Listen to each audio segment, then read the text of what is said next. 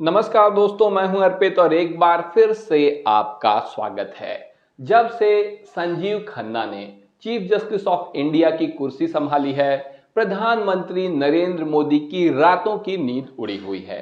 कभी हरियाणा चुनाव में फर्जी ईवीएम मशीन के मुद्दे पर, तो कभी महाराष्ट्र चुनाव में शाम 6 बजे के बाद 76 लाख लोगों के वोट डाल देने के मुद्दे पर एक के बाद एक चीफ जस्टिस केंद्र सरकार और चुनाव आयोग को नोटिस थमाते जा रहे हैं। लेकिन इस बार संजीव खन्ना के निशाने पर हैं उत्तर प्रदेश के मुख्यमंत्री योगी आदित्यनाथ, जिसे लेकर इस वक्त मीडिया में हलचल मच गई है। आप देख भी सकते हैं, सीजेआई संजीव खन्ना की वजह से रोएंगे योगी, ऐसी खबर आ रही है। ऐसी खबर क्यों आ रही है, इसके पीछे वैलिड रीजन है जो हम आपको बताएंगे। खबर है कि यूपी के 205 विधायक सुप्रीम कोर्ट के एक्शन से सस्पेंड हो सकते हैं और ऐसा होने से निश्चित रूप से उत्तर प्रदेश की सरकार अपने आप ही गिर जाएगी, क्योंकि 205 विधायक बहुत ज्यादा हैं। लेकिन ऐसा नहीं है कि ये सभी 205 विधायक सिर्फ भारतीय जनता पार्टी के ही हैं।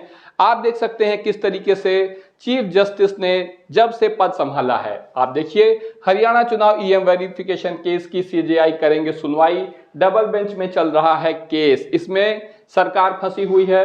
इसके अलावा चुनाव आयोग के तो होश उड़े हुए हैं। यहां तक चल रही है खबर कि मुख्य चुनाव आयुक्त राजीव कुमार रिटायरमेंट से पहले जेल भी जा सकते हैं। वहीं दूसरी तरफ सुप्रीम कोर्ट ने राजनीतिक दलों को आरटीआई के दायरे में लाने की याचिका पर मांगा है केंद्र और निर्वाचन आयोग से जवाब। यानी कि अब राजनीतिक दलों को भी आरटीआई के अंतर्गत लाने की तैयारी कर रहे हैं संजीव खन्ना, जिसकी मांग पिछले काफी समय से हो रही थी। लेकिन जस्टिस चंद्रचूड़ ने इस मामले में ढीला ढाला रवैया अपनाया था। लेकिन संजीव खन्ना तुरंत ही एक्शन में आ चुके हैं और ऐसा माना जा रहा है कि अगर आरटीआई के दायरे में राजनीतिक दल आ जाते हैं तो इससे इलेक्टोरल बॉन्ड वाला मामला बिल्कुल खुल जाएगा। जो भी चंदा वगैरह होता है, अब तो इलेक्टोरल बॉन्ड पे वैसे ही बैन लग गया है, लेकिन जो भी पार्टियों को चंदा मिलता है वो सब कुछ बिल्कुल पारदर्शी हो जाएगा और हर किसी को पता चलेगा। ऐसे में आप एनडीटीवी की न्यूज देख सकते हैं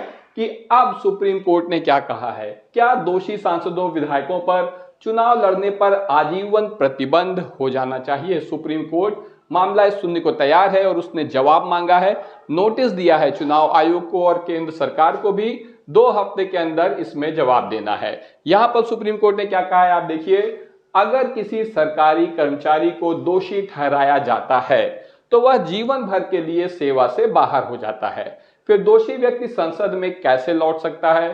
कानून तोड़ने वाले कानून बनाने का काम कैसे कर सकते हैं? ये सवाल चुनाव आयोग से पूछा गया है और केंद्र सरकार से पूछा गया है। आप देखिए, सुप्रीम कोर्ट ने केंद्र सरकार और चुनाव आयोग को नोटिस देकर 3 हफ्ते का समय दिया है जवाब देने के लिए। सवाल है, राजनीति का अपराधीकरण एक बड़ा मुद्दा है और चुनाव आयोग को इस पर ध्यान देना चाहिए। हमें यह बताया जाना चाहिए कि जो व्यक्ति सरकारी सेवा में बने रहने के योग्य नहीं है वह मंत्री कैसे बन सकता है। तो ऐसे में निश्चित रूप से चुनाव आयोग की समस्याएं बढ़ गई हैं और केंद्र सरकार की समस्या भी बढ़ गई है। आप यहां पर देखिए, सुप्रीम कोर्ट की सख्ती का क्या असर पड़ने वाला है। अगर केंद्र सरकार नोटिस का जवाब हां में दे देती है तब बहुत से विधायकों और सांसदों की कुर्सी चली जाएगी, क्योंकि देश में लगभग 250 सांसद किसी न किसी मामले में कोर्ट से दोषी दिए जा चुके हैं, करार दिए जा चुके हैं। आपको पता है कि 543 सांसद होते हैं लोकसभा में, जिसमें से 250 सांसद किसी न किसी मामले में या तो दोषी करार दिए जा चुके हैं या फिर उनके ऊपर केस चल रहा है। वहीं यूपी में 205 विधायक किसी न किसी मामले में कोर्ट से दोषी करार दिए जा चुके हैं या फिर उनके ऊपर भी केस चल रहा है। उत्तर प्रदेश में 403 सीटें हैं विधानसभा में, तो 205 बहुत बड़ी संख्या है और अब कोर्ट के डिसीजन पर ही इन 205 विधायकों की सदस्यता निर्भर करती है कि बनी रहेगी या समाप्त हो जाएगी। हम आपको बताएंगे कि किस पार्टी में कितने अपराधी विधायक शामिल हैं। तो सबसे पहले आप देखिए आपके स्क्रीन पर, भारतीय जनता पार्टी में 111 विधायक हैं। वहीं समाजवादी पार्टी के 76 विधायक दोषी हैं या फिर उनके ऊपर गंभीर धाराओं में केस चल रहा है। इसी तरह राष्ट्रीय लोकदल के 5, निषाद पार्टी के 4, सुभा सपा के 4, जनसत्ता लोकतांत्रिक के 2 और बसपा के जो एकमात्र विधायक हैं उनके ऊपर भी केस चल रहा है। ऐसे में सुप्रीम कोर्ट का एक्शन निश्चित रूप से चिंता बढ़ाएगा मुख्यमंत्री योगी आदित्यनाथ की, क्योंकि सुप्रीम कोर्ट के एक्शन से योगी सरकार का गिरना तय माना जा रहा है। यूपी विधानसभा में 403 सीट है, जैसा मैंने आपको बताया। बहुमत के लिए 202 विधायकों की आवश्यकता होती है।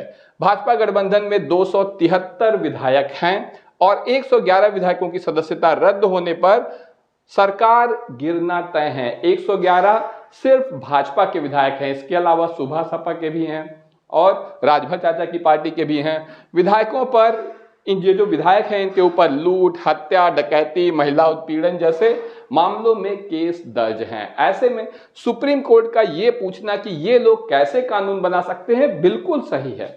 ये बिल्कुल सही है कि इस तरीके के लोग जो सरकारी कर्मचारी बनने के योग्य नहीं हैं, वो देश की संसद में और विधानसभा में बैठकर किस तरीके से कानून बना सकते हैं, ये सवाल बिल्कुल जायज है। लेकिन सरकार अपराधियों के बचाव में उतरेगी ये भी तय है, क्योंकि सबसे ज्यादा अपराधी भारतीय जनता पार्टी में ही हैं, चाहे वो विधायकों का मामला हो, चाहे वो सांसदों का मामला हो। इसलिए अगर ऐसा कोई भी कानून यहाँ पर अगर निश्चित रूप से सुप्रीम कोर्ट फैसला दे देती है तो सबसे ज्यादा नुकसान भारतीय जनता पार्टी को होगा। इसलिए एड़ी चोटी का जोर लगा देगी भारतीय जनता पार्टी इन अपराधियों को बचाने के लिए। लेकिन आपको बता दें, 2 साल की सजा मिलने पर सदस्यता पहले ही समाप्त हो जाती है। अगर सजा हो जाए तो सदस्यता समाप्त हो जाती है और इसी कानून के तहत ओम बिरला, जो कि लोकसभा के अध्यक्ष हैं, उन्होंने राहुल गांधी की सदस्यता आनन फानन में समाप्त कर दी थी। हालांकि बाद में सुप्रीम कोर्ट के हस्तक्षेप के बाद